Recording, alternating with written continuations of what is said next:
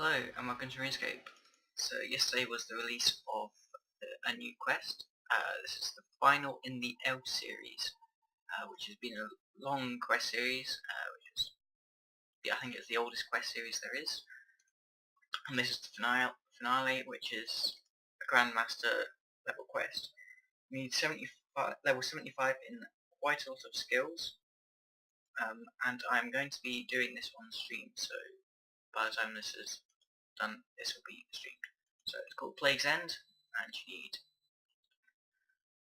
quest requirements of Within the Light, Catapult Construction, and Making History. The levels you need are 75 Agility, 75 Crafting, 75 Construction, 75 Dungeoneering, 75 Herblore, 75 Mining, 75 Prayer, 75 Range, 75 Summoning, 75 Woodcutting. And you must be able to defeat enemies up to level 107. This quest will allow you access to Thriftiness, the Elf City. However, it is not available yet and will be available in a few months. I'm guessing this is going to be either late October or November, to be honest. I think they're perhaps behind schedule with it, as it was planned for the summer. Now, there's going to be some other XP rewards and stuff, and it's going to be lots of travelling and old puzzles. Now, personally, I didn't actually like the Elf series very much, especially Regicide. Regicide is going through the underground pass is just hell. So hopefully, there won't be too much of that kind of stuff. Light puzzles can be okay, but it was being attacked while trying to do them, which was the problem. So we're going to go and see how this is, and I'll be doing that on stream. I won't be using my webcam for the stream though, because when I did that video on the Twitch update, my webcam was upside down. This is still the case. This is due to Logitech webcams recording upside down, and then Logitech software turns it the right way up for other applications, but it doesn't do that with Runescape, so it remains upside down. And Jagged say they are working on trying to fix it, but it doesn't seem to be fixed just yet, which is a bit of a shame since it's a few weeks since then. So let's get started. You can start the quest by speaking to Arianne in Lletya. The items you will need for this quest are 1 rune bar, 10 magic logs, 200 summoning shards, 1 summoning pouch, 1 gold charm, 1 green charm, 1 crimson charm, and 1 blue charm. And you'll also need plant cure. You also need a super defense potion, which you'll combine with red and blue mushroom, which can be found in the elf lands. And finally, you'll need a full set of Mourner's gear. You can get this from pickpocketing the Mourners south of Eagle's Peak in the sort of overground pass thing. You may have this in your player owned house, so you may want to go and check there if you don't have it already. And that is it. So once you're ready, speak to Arianne in Lletya.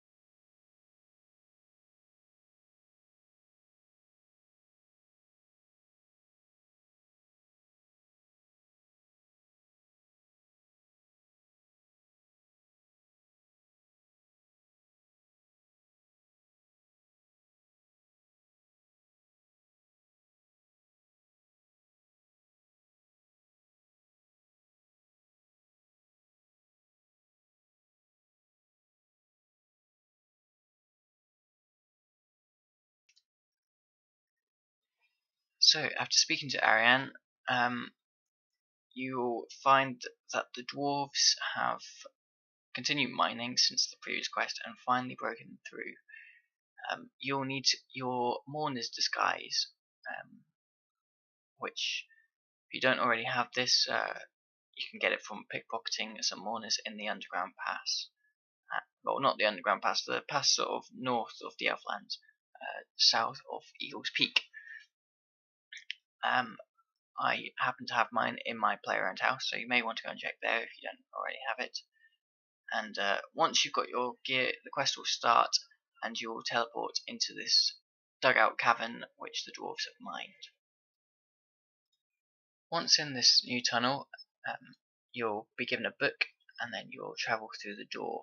You have to make your way through without being discovered that you are not, in fact, a Mourner. To do this, you'll appear in a storeroom, and then you go through the door, and you'll be questioned. If you give one wrong answer, you will fail, and you'll have to teleport out of there, and you come back here, and you can try again. Another answer, they'll question you, and it will lead to nothing, and you'll get another chance to try again. The answer that you want to go and give is that you saw a rat in the storeroom, and that you're trying to chase the rat, because it will get in the food supplies. Once you do that, you'll be told to go and speak to speak to the sort of cleric person who is trying to make plans, but is a bit reluctant due to not knowing Lord Lower's master plan.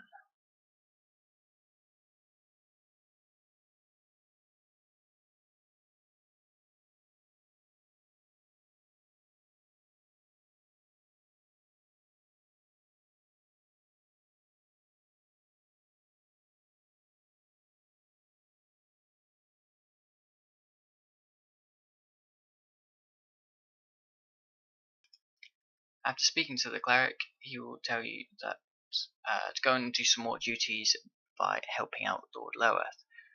When you speak to him, he will say that you should distribute the food, or go and see how the gnomish food that's been delivered is getting on, and then give it to him, because he doesn't want to go and give it to the normal elves. So once he's told you to go and do that, go back and go to the gnome copter, and then speak to the guard, and tell him to distribute the food to everyone. And then you can go back to Lord Lowerth, and you can tell him that all the food is being distributed between all the elves. He'll get angry, and it will form a distraction and go to check what's going on. With this distraction, you can then go and look at Lord Lower's master plan, and you can go and take a copy of it. It seems to be a copy, since when you take it, there's still the master plan on the table, and you get the option to take another one. Not really sure why this is, but oh well.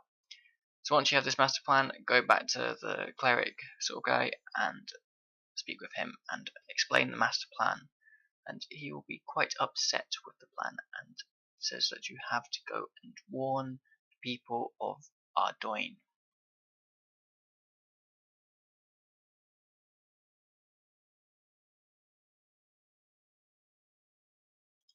To warn the people of Westoyne, you need to go and speak to Councillor Halgreave, who can be found in the church of East Westoyne.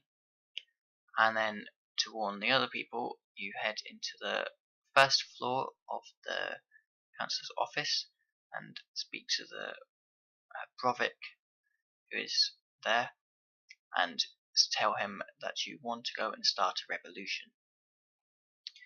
So with the councillor, he will give you sort of instructions to go and help, and then Brovik will tell you that he's not the man for the job, and that you should go and speak to people throughout Westoyne, well, West Westoyne, and get them to meet you in the church, where you will take part in this revolution.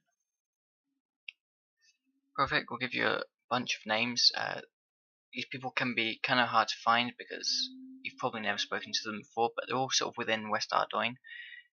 So the first one, which is probably easiest to go and find, is Jethic, who is just in the town square of West Westoyne.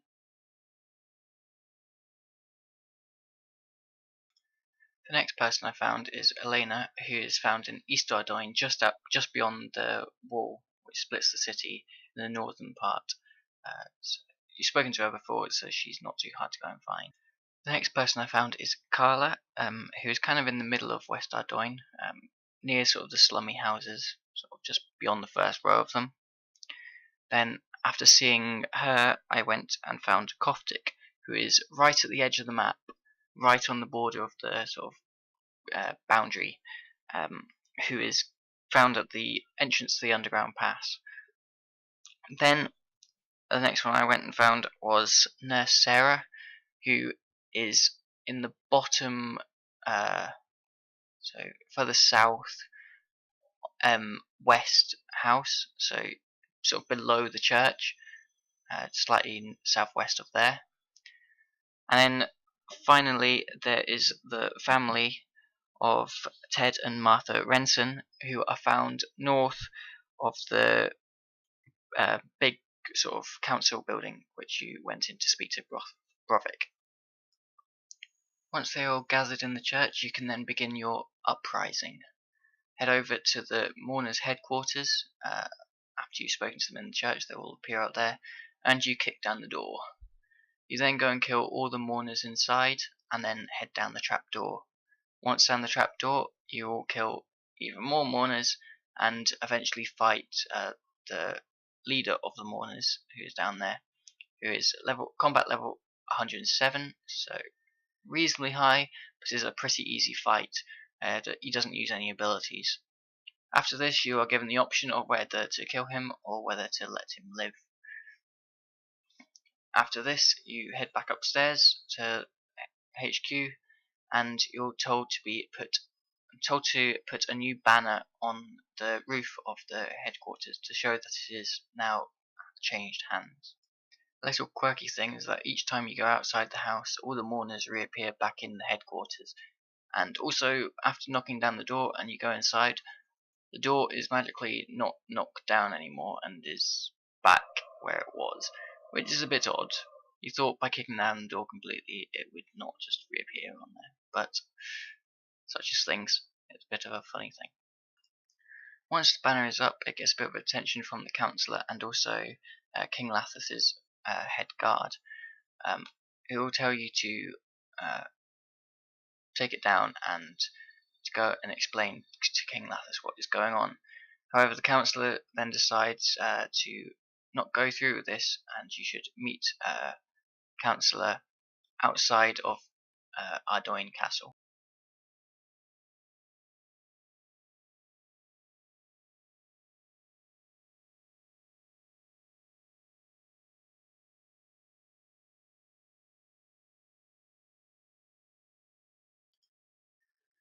Once you've spoken to him, you are then to go upstairs to King Lathas, and you have to fight him.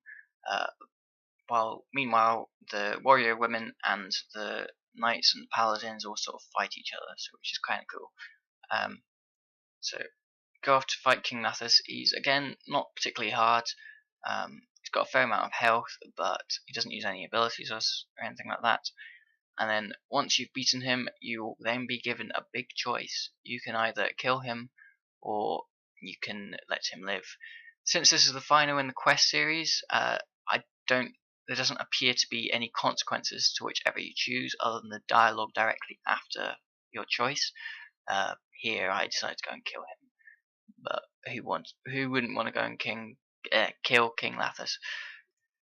Head back to Lletya and speak to Arianne. He will tell you it is time to gather up all of the elf clan leaders.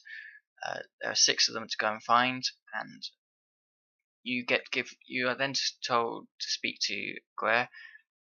He will give you you will then find a book in the bookcase, which will have riddles of how to go and find the various clan leaders. All of the clan leaders can be, well, nearly all of them can be found within the Elflands. The first one that I found is found in the swamp south of the Elflands. If you just go outside Lletya and go south, past the magic trees, you'll get to the swamp and you'll find a bunch of stepping stones. Some of these stepping stone paths lead to islands which are dead ends. However, you have to go across them, and it takes quite a while. It's a bit of a pain. It goes quite a way. But if you travel all the way along to the far west side, you'll eventually arrive at the clan leader. The clan leader will then tell you things about Seren and and then after that ask you a few questions. The clan leader seems to appear for a few minutes or two, and then disappear for about a minute or two, and then reappear. So if she's not there, just wait and stand outside her tent, and she will appear soon. So the first question, if you pay attention to the questions, it'll be pretty easy.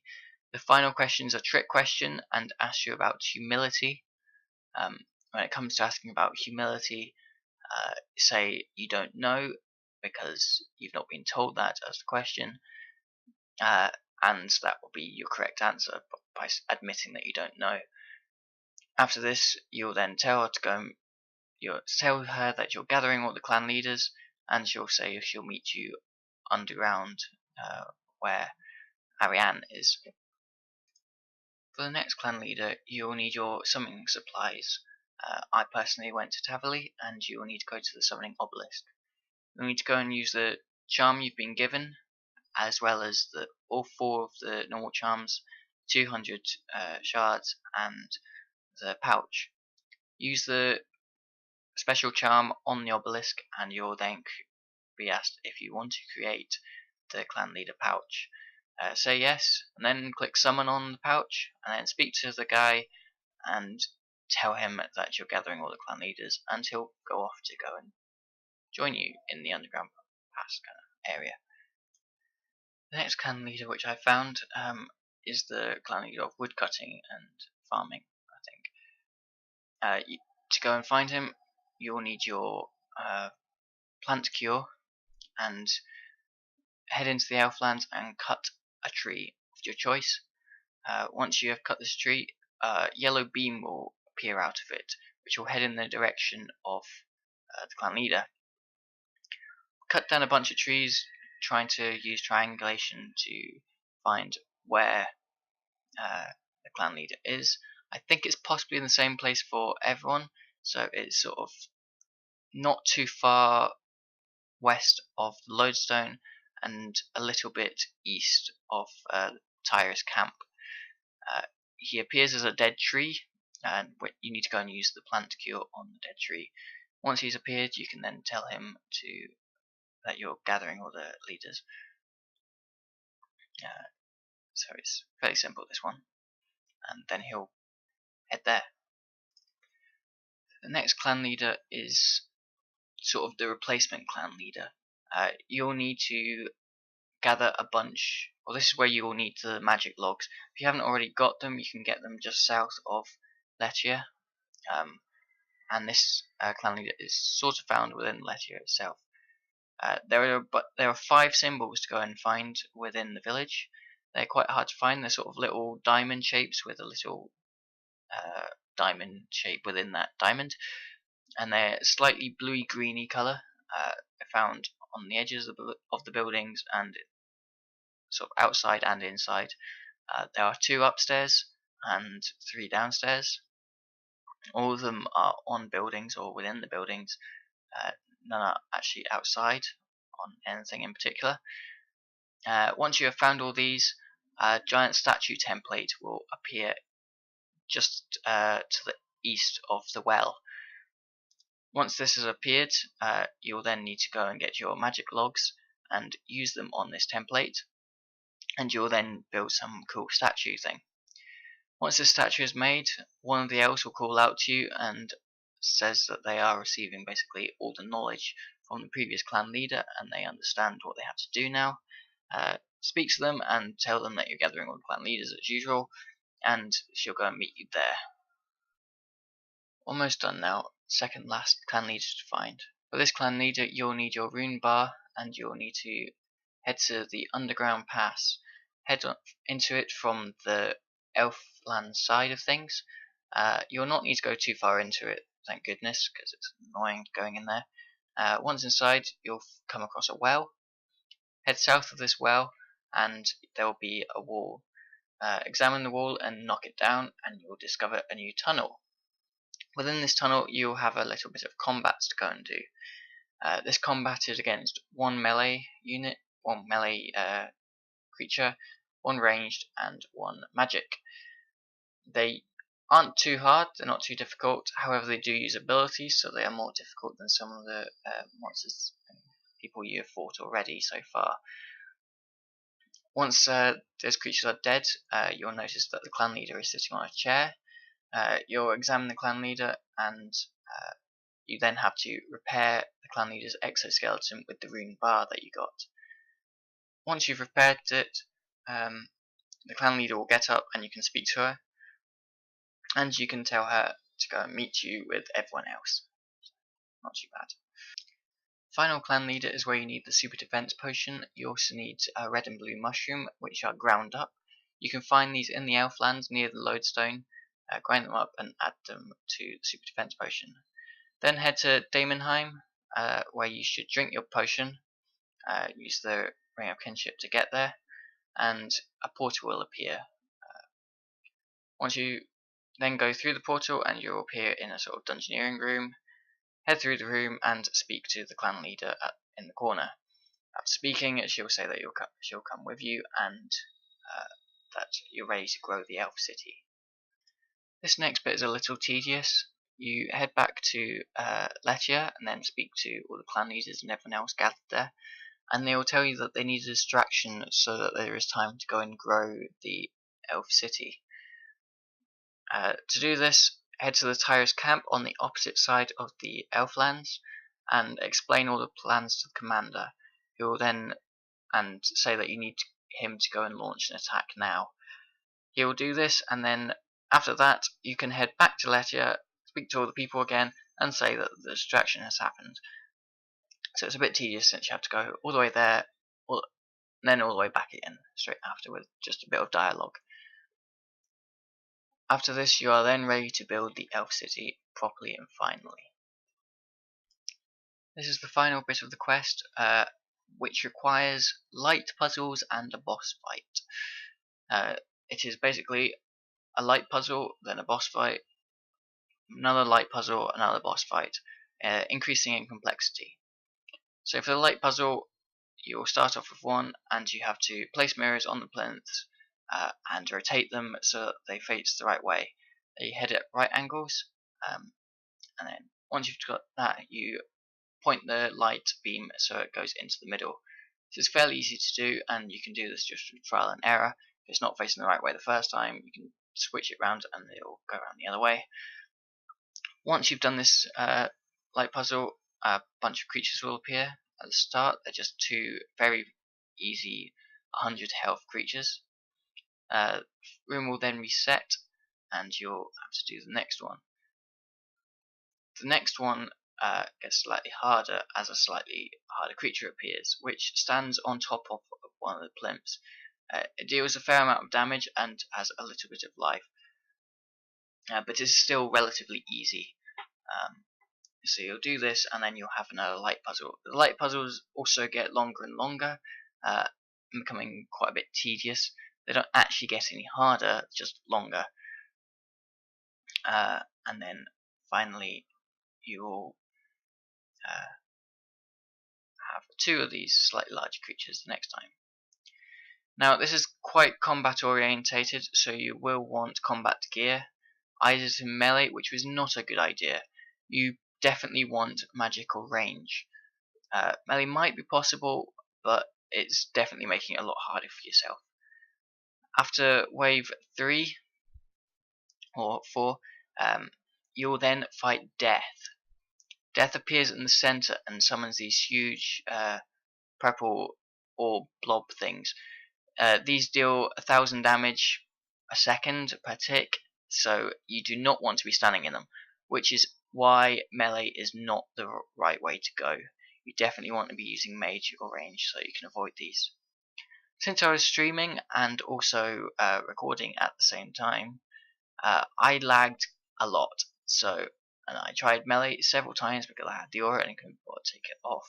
So I died several times. If you die, your gravestone will appear in Lletya in the building next to the bank. So it's quite easy to go and get your stuff back. You appear just outside the village. So you can keep retrying. You should be able to go and do at least a round each time, and then you go back to go and fight more afterwards. Each round, Death gets harder and summons more things and attacks quicker. Doesn't have too much health, but the amount of damage he does is a lot. So you'll definitely be wanting lots of food. It's not too bad if you use magic though. I later used magic and it was pretty alright.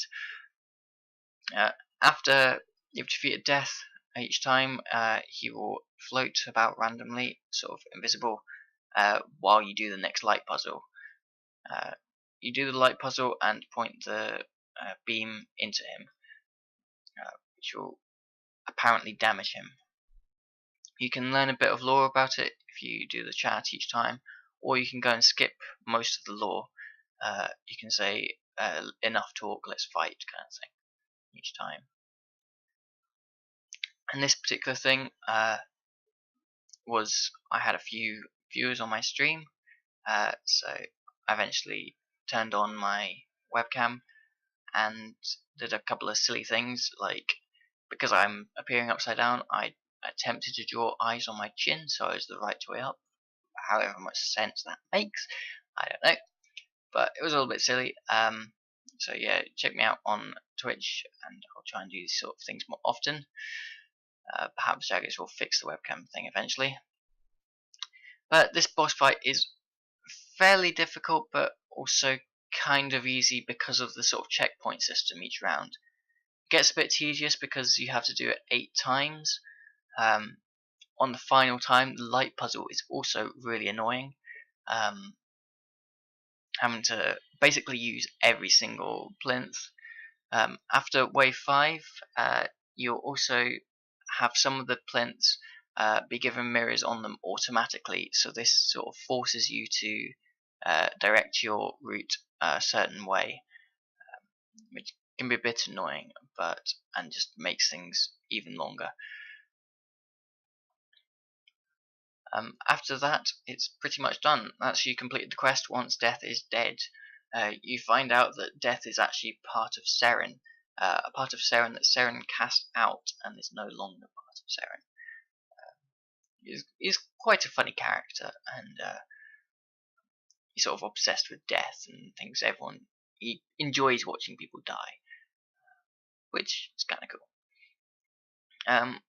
So yeah, once you've done that, that is the quest complete. Halfway on the 7th wave, the evil elf clan leader appears and gets eaten by Death. Lord Lowest randomly gets eaten by Death. He randomly appears, says what's going on, and gets eaten. A bit strange, but okay, fair enough. And yeah, because I was lagging so much while doing the boss fight, while still trying to use melee, I eventually tried to turn down my settings to try and get a better frame rate. So I was getting about 3 frames per second while trying to fight this thing. The orbs, the purple orbs, really sort of lag you out a bit. And since I was using melee, recording, and Twitch streaming, I was making it insanely difficult for myself. It should be quite a lot easier than I've done it. I died about 5 times while trying to do this. Also, when changing my settings, I went in, crashed the game, and crashed my recording software, so there's a bit of a cut at some point. Once I come back, I put the webcam on and I switched to magic, and the graphic settings are a fair bit lower, so they may look quite a bit different afterwards. But it does make things a bit easier using magic. After he's defeated, that's the quest basically complete. Go through some more dialogue and they'll explain that they're building the Elf City. This is expected to come out in a few months, according to Jagex. I'm going to guess around November. I think they're a bit behind on the schedule since the Elf City was meant to come out in the summer, which November is certainly not the summer. But it should be good when it comes out. It's meant to be a high level place as a hub for everything. So the rewards are 2 quest points, 50k XP lamps in agility, crafting, construction, dungeoneering, herb lore, mining, prayer, ranged summoning, and woodcutting. You get the Of the Elves title, which I don't really care too much for titles. and you also go and get access to the Elf City once it eventually comes out. You also go and get the Trehen exoskeleton, which helps you with thieving, and finally you go and get 2 treasure hunter keys. So the rewards aren't that great, but perhaps thriftiness might be a worthwhile reward for it. We'll have to see. But XP isn't that great for needing level 75 in all of those skills. So I hope this helped, and I will see you again soon. Bye bye.